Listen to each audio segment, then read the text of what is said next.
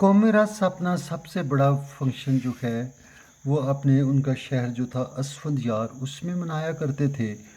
वो क्या करते कि वहाँ पे डबल कुर्बानी के जानवर लाए जाते और वो एक खैमा वहाँ पे नस्ब कर दिया जाता और खैमे के ऊपर कई तरह के जानवरों की तस्वीर पेंटिंग्स वगैरह बनाई होती और जो सनोपर का दरख्त था उसके ऊपर वो कपड़ा चढ़ा देते यानी रेशमी गिलाफ चढ़ा देते।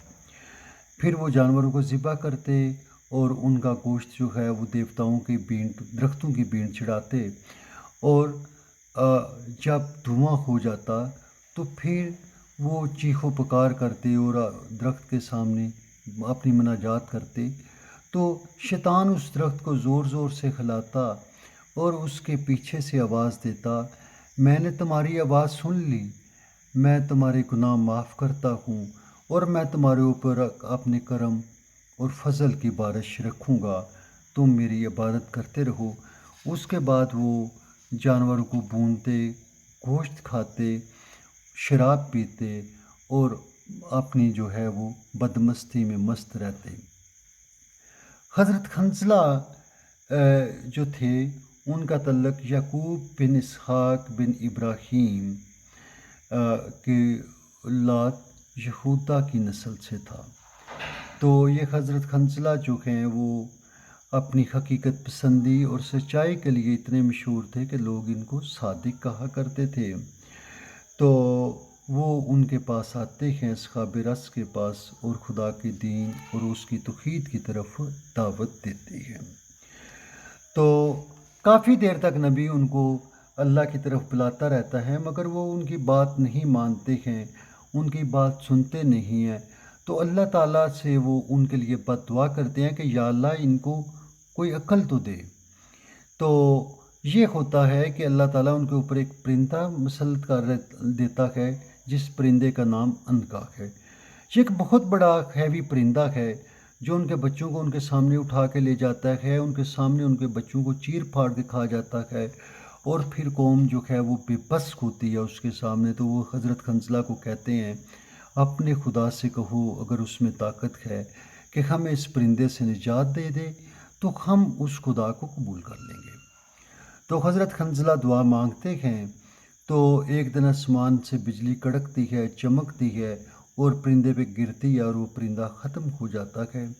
उसके बाद कौम जो है वो हज़रत खंज़ला की बात को मानने की बजाय, उनके खुदा को मानने की बजाय वो फिर अपनी उसी बदमस्ती में रहती है। वो उसी तरह सनोबर के दरख्तों की पूजा करते रहते हैं और उसी तरह शैतान उनकी हर उनके गुनाहों को माफ़ करता रहता है। तो ये कौम उनकी बात नहीं सुनती। तो फिर हज़रत हंज़ला अल्लाह से दुआ करते हैं तो क्या होता है कि उनके सारे दरख्त जो थे वो जल जाते हैं, मतलब उनके पत्ते तक जल गए। उन्होंने क्या किया, हज़रत खंज़ला को कहा इसने हमारे खुदाओं के ऊपर, हमारे दरख्तों के ऊपर इसने जादू कर दिया है। तो हज़रत खंज़ला जो है उन्हीं को वो क्या कहते हैं इसका मुर्दे इल्ज़ाम ठहराते हैं और उनके बारे में कई कई किस्म की बातें करते हैं और कहते हैं कि इस बंदे की वजह से हमारे खुदा हमसे नाराज़ हो गए हैं। तो खुदाए वाहद को मानने के बजाय वो क्या प्रोग्राम बनाते हैं कि हज़रत खंज़ला को कत्ल कर दें।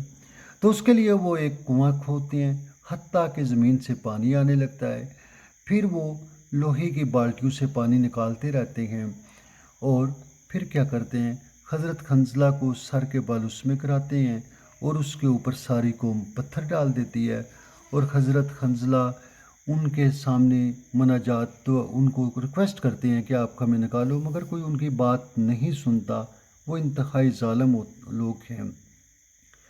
तो नबी आहो बका करता है, चीखो पुकार करता है, इल्तिजा करता है, हत्ता कि वो खुदा से कहता है, ऐ मेरे सरदार, मेरे मकान की तारीकी और मुसीबत की सख्ती को तू जानता है। मेरी बेबसी और बेचारगी पर रहम फरमा, मेरी रूह कब्ज़ फरमा और मेरी दुआ जल्द कबूल फरमा। तो जनाब अल्लाह ताला जो है उसके ऊपर उस कौम से नाराज़ होता है اللہ فرماتا ہے کہ یہ رزق میرا کھاتے ہیں اور پوجا کسی اور کی کرتے ہیں۔